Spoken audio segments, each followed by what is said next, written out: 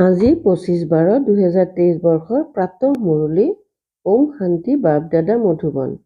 আজি বাবাই কৈছে, মৰমৰ সন্তানসকল, প্ৰতিটো কথাই কল্যাণকাৰী। সেইকাৰণে যি নিৰ্দেশনা পোৱা যায় তাৰ প্ৰতি অনিচ্ছা নেদেখুৱাই শ্ৰীমতত সদায় আগবাঢ়ি গৈ থাকা। প্ৰশ্ন: ঐকান্তিক ভক্তি আৰু ঐকান্তিক পঢ়া দুয়োটাৰ পৰা যি প্ৰাপ্তি হয় তাৰ মাজত পাৰ্থক্য কি?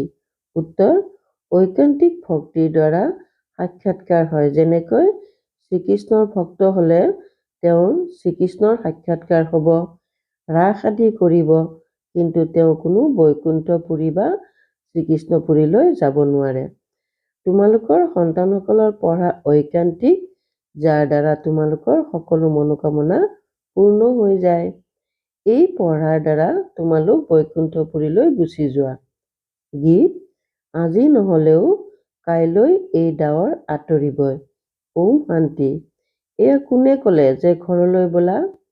কাৰোবাৰ সন্তান নাৰাজ হৈ গুচি গলে পিতৃ সম্বন্ধীয় আদিয়ে তেওঁৰ পিছে পিছে গৈ কয়, নাৰাজ কিয় হৈছা? এতিয়া বলা ঘৰলৈ। এয়াও বেহদৰ পিতা আহি সকলো সন্তানকে কয়।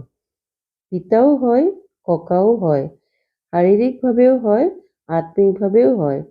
কয়, হে সন্তানসকল, এতিয়া ঘৰলৈ বলা, ৰাতি পুৰা হ'ল, এতিয়া দিন হ'ব। এয়া হৈ গ'ল জ্ঞানৰ কথা। ব্ৰহ্মাৰ ৰাতি, ব্ৰহ্মাৰ দিন। এয়া কোনে বুজাইছে? পিতাই বহি ব্ৰহ্মা কুমাৰ কুমাৰীসকলক বুজাইছে। আধা কল্প হ'ল ৰাতি, অৰ্থাৎ পতিত ৰাৱণ ৰাজ্য অথবা ভ্ৰষ্টাচাৰী ৰাজ্য, কিয়নো অসুৰৰ মতত চলে। এতিয়া তোমালোক শ্ৰীমতত আছা। শ্ৰীমতো হৈছে গুপ্ত। আমি জানো যে পিতা নিজেই আহিছে। তেওঁৰ ৰূপ বেলেগ, ৰাৱণৰ ৰূপো বেলেগ। তেওঁক 5 বিকৰৰ ৰাৱণ বুলি কোৱা হয়। এতিয়া ৰাৱণ ৰাজ্য শেষ হয়, পুনৰ ঈশ্বৰীয় ৰাজ্য স্থাপনা হ'ব। ৰাম ৰাজ্য বুলি কোৱা হয় নহয় জানো? সীতাৰ ৰামক জপ নকৰে, মালাত ৰাম ৰাম বুলি জপ কৰে নহয়নে? সেয়া পৰমাত্মাক স্মৰণ কৰে। যি সকলোৰে সদ্গতিদাতা হয় তেওঁকহে জপ কৰে। ৰাম মানে ভগৱান। মালা যেতিয়া জপ কৰে তেতিয়া কেতিয়াও কোনো ব্যক্তিক স্মৰণ নকৰে। তেওঁৰ বুদ্ধিত অন্য কোনো আহিব নোৱাৰে। গতিকে এতিয়া পিতাই বুজাইছে যে ৰাতি পুৰা হ'ল। এয়া হৈছে কৰ্মক্ষেত্ৰ মণ্ডপ, য'ত আমি আত্মাই শৰীৰ ধাৰণ কৰি অভিনয় কৰোঁ। 84 জন্মৰ অভিনয় কৰিবলগীয়া হয়। পিছত তাত বৰ্ণও দেখুওৱা হয়, কিয়নো 84 জন্মৰ হিচাপো লাগে নহয় জানো?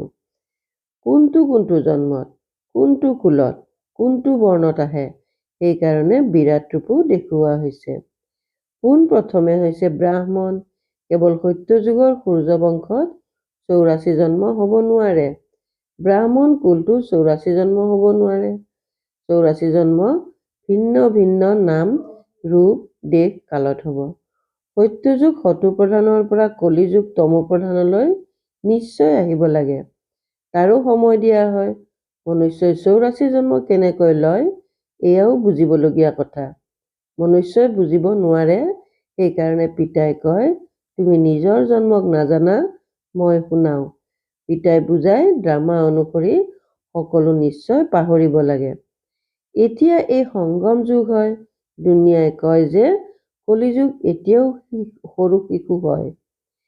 ইয়াক কোৱা হয় অজ্ঞান ঘোৰ অন্ধকাৰ। যেনেকৈ ড্ৰামাৰ অভিনেতাসকলে জানে যে এতিয়া নাটক সম্পূৰ্ণ হ'বলৈ 10 মিনিট আছে। এয়াও চৈতন্য নাটক। এয়া কেতিয়া পূৰ্ণ হয় মনুষ্যই নাজানে। মনুষ্য ঘোৰ অন্ধকাৰত আছে। পিতাই কয়, গুৰু গোসাঁই বেদ শাস্ত্ৰ জপ তপ আদিৰ দ্বাৰা মুখ পাব নোৱাৰে।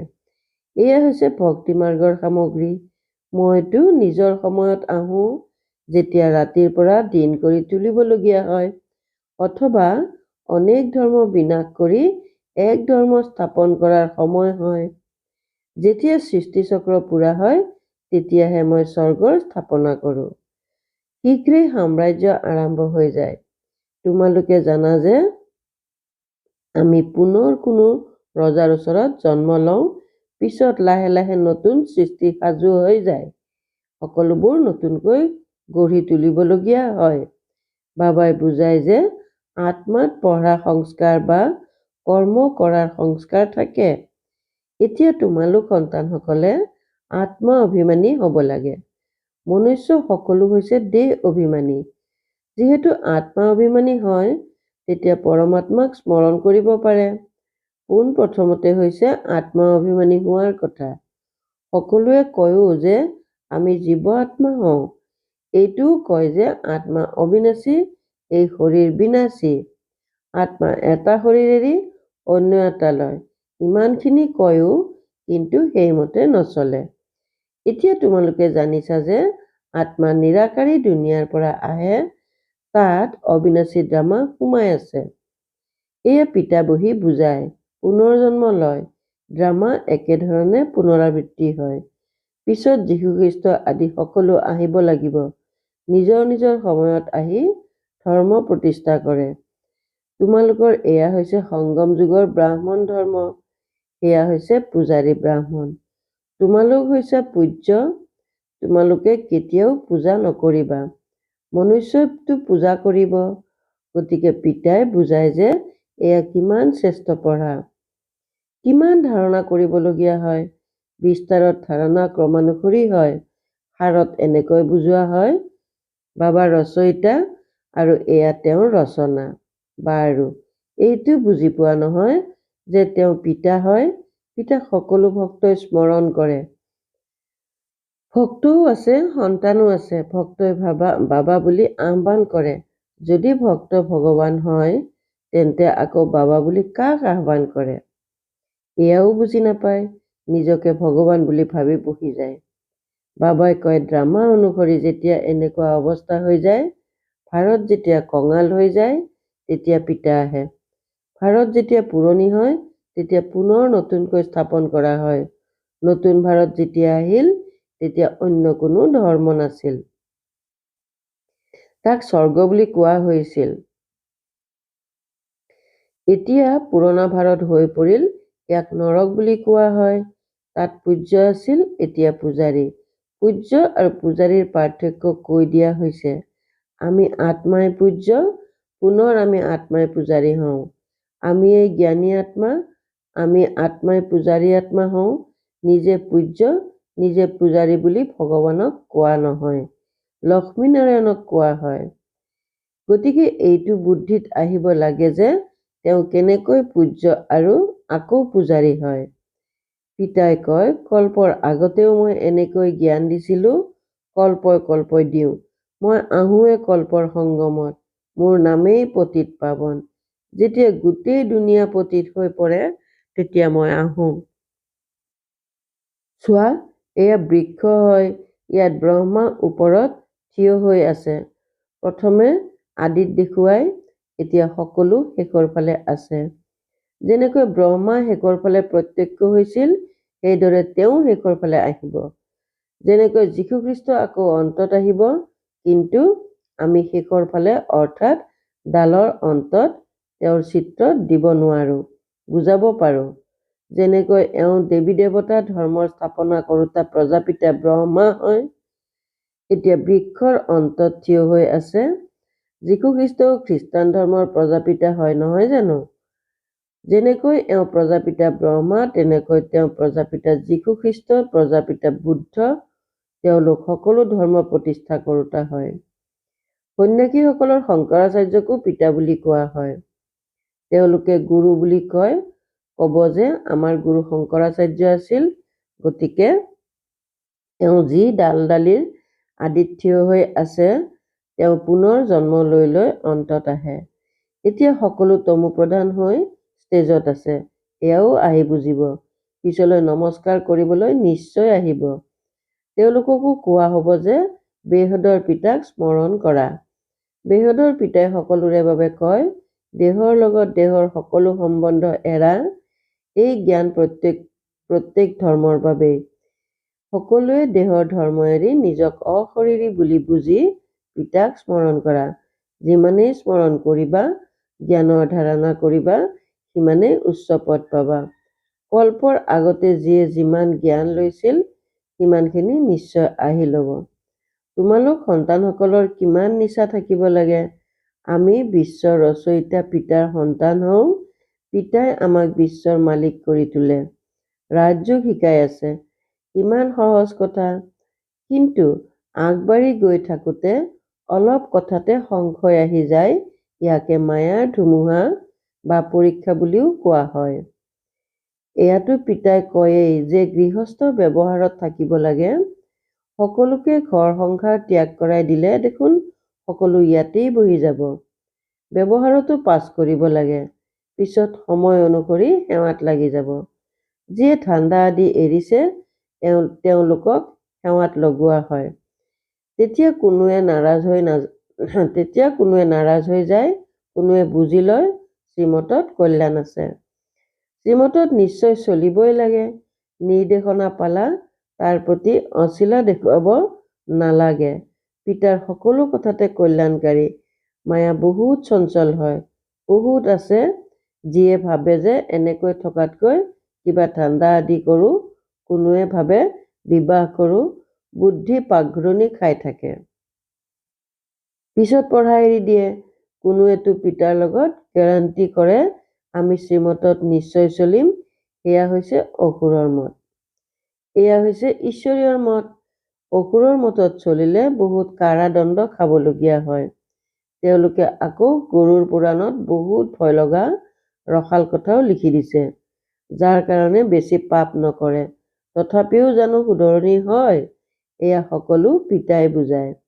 জ্ঞানৰ সাগৰ কোনো মনুষ্য হ'ব নোৱাৰে। জ্ঞানৰ সাগৰ জ্ঞানেৰে পৰিপূৰ্ণ পিতাই বুজাই আছে। যিয়ে বুজি পায় তেওঁৱে আকৌ বুজায়, কয় এয়া ঠিক কথা, আমি আকৌ আহিম। প্ৰদৰ্শনীৰ পৰা বাহিৰ ওলাল আৰু শেষ। অৱশ্যে 2-3জন ওলালে সেয়াও ভাল, প্ৰজাও বহুত হৈ গৈ থাকে। উত্তৰাধিকাৰ পোৱাৰ যোগ্য কোনোবা কাৎচিতহে ওলায়। ৰজা ৰাণীৰ এটি বা 2টি সন্তান হ'ব, তেওঁলোকক ৰাজকুলৰ বুলি কোৱা হ'ব। প্ৰজাটো অনেক হয়, প্ৰজা তৎক্ষণাৎ হয়। ৰজা জানো হ'ব? 16,108 জন ত্ৰেতাৰ অন্তত গৈ হয়। প্ৰজাটো কৌটিৰ হিচাপত হ'ব। এয়া বুজিবৰ কাৰণে অতি বিশাল বুদ্ধি লাগে। আমি পাৰলৌকিক পিতাৰ পৰা উত্তৰাধিকাৰ লৈ আছো। পিতাৰ আদেশ মোক স্মৰণ কৰা আৰু উত্তৰাধিকাৰক স্মৰণ কৰা। মন মনাপ হ'ব আৰু মধ্যাজীৱ হ'ব। স্বৰ্গ হৈছে বিষ্ণুপুৰী আৰু এয়া হৈছে ৰাৱণপুৰী। শান্তিধাম, সুখধাম আৰু দুখধাম। এয়া পিতাই বুজায়। পিতাক স্মৰণ কৰিলে অন্তিমৰ স্থিতিয়ে গতি হৈ যাব। ধৰি লোৱা ভক্তি মাৰ্গত শ্ৰীকৃষ্ণক স্মৰণ কৰে, কিন্তু এনেকুৱা নহয় যে কৃষ্ণপুৰীলৈ গুচি যাব।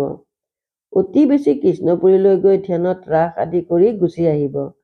এয়া হৈছে ঐকান্তিক ভক্তিৰ প্ৰভাৱ, যাৰ দ্বাৰা তেওঁলোকৰ সাক্ষাৎকাৰ হৈ যায়, মনোকামনা পূৰ্ণ হয়। বাকী সত্যযুগতো সত্যযুগেই হয়। তালৈ যাবৰ কাৰণে আকৌ ঐকান্তিক পঢ়া লাগিব, ঐকান্তিক ভক্তি নহয়। পঢ়ি থকা মুৰুলি শুনি নিশ্চয় পঢ়িব লাগে। মুৰুলি শুনি নিশ্চয় পঢ়িব লাগে। চেণ্টাৰলৈ গৈ যাব লাগে, আৰু নহ'লে মুৰুলি গৈ ঘৰতে নিশ্চয় পঢ়া। কাৰোবাক কোৱা হয় চেণ্টাৰলৈ যোৱা ৰায় প্ৰত্যেকৰে কাৰণে ভিন্ন ভিন্ন, সকলোৰে কাৰণে এটাই হ'ব নোৱাৰে। এনেকুৱা নহয় যে বাবাই কয় দৃষ্টি দি খোৱা বছ, কিন্তু বাবাই কয় উপায়বিহীন অৱস্থাত অন্য একো কৰিব নোৱাৰিলে তেতিয়া দৃষ্টি দি খোৱা। বাকী সকলোৰে কাৰণে জানো বাবাই এনেকৈ ক'ব? যেনেকৈ বাবাই কাৰোবাক কয় বাইস্কোপলৈ যোৱা, কিন্তু এয়া সকলোৰে বাবে নহয়। কাৰোবাৰ লগত যাবলগীয়া হ'লে তেওঁকো জ্ঞান দিব লাগে। সেয়া সদৰ নাটক, এয়া বেহদৰ নাটক। গতিকে সেৱা কৰিব লাগে। এনেকুৱা নহয় যে কেৱল চাবলৈ যাব লাগে। শ্মশানলৈও গৈ সেৱা কৰিব লাগে। ভাল বাৰু, অতি মৰমৰ কল্পৰ পাছত পুনৰাই লগ পোৱা সন্তানসকলৰ প্ৰতি মাতা পিতা বাপ দাদাৰ স্নেহপূৰ্ণ স্মৰণ আৰু সুপ্ৰভাত। আত্মিক পিতাৰ আত্মিক সন্তানসকলক নমস্কাৰ। ধাৰণাৰ বাবে মুখ্য কাৰ 1 নম্বৰ, পিতাৰ প্ৰতিটো কথাতে কল্যাণ আছে, এইটো বুলি বুজি নিশ্চয় বুদ্ধিৰ হৈ চলিব লাগে। কেতিয়াও সংশয় আহিব নালাগে। শ্ৰীমতত যথাৰ্থ ৰীতিৰে বুজিব লাগে। 2 নম্বৰ, আত্মা অভিমানী হৈ থকাৰ অভ্যাস কৰিব লাগে। ড্ৰামাত প্ৰত্যেক ভাৱৰীয়াৰ অনাদি ভূমিকা আছে, সেয়েহে সাক্ষী হৈ চোৱাৰ অভ্যাস কৰিব লাগে। বৰদান, সদায় সুৰক্ষা ৰেখাৰ ভিতৰত পৰমাত্মা ছত্ৰছায়াৰ অনুভৱ কৰোঁতা মায়াজিত হোৱা। সদায় সুৰক্ষা ৰেখাৰ ভিতৰত পৰমাত্মা ছত্ৰছায়াৰ অনুভৱ কৰোঁতা মায়াজিত হোৱা। পিতা আৰু মই এই সুৰক্ষা ৰেখা। এই ৰেখাই পৰমাত্মা ছত্ৰছায়া। যি এই ছত্ৰছায়া ৰেখাৰ ভিতৰত থাকে, তেওঁৰ ওচৰলৈ মায়া অহাৰ সাহসো কৰিব নোৱাৰে। তেতিয়া পৰিশ্ৰম কি, বাধা কি, বিঘিনি কি, এই শব্দবোৰৰ পৰা অজ্ঞ হৈ যাব। সদায় সুৰক্ষিত হৈ থাকিব, পিতাৰ অন্তৰত সমাহিত হৈ থাকিব। এইটোৱে সকলোতকৈ সহজ আৰু তীব্ৰ গতিত আগবাঢ়ি যোৱাৰ, মায়াজিত হোৱাৰ পুৰুষাৰ্থ।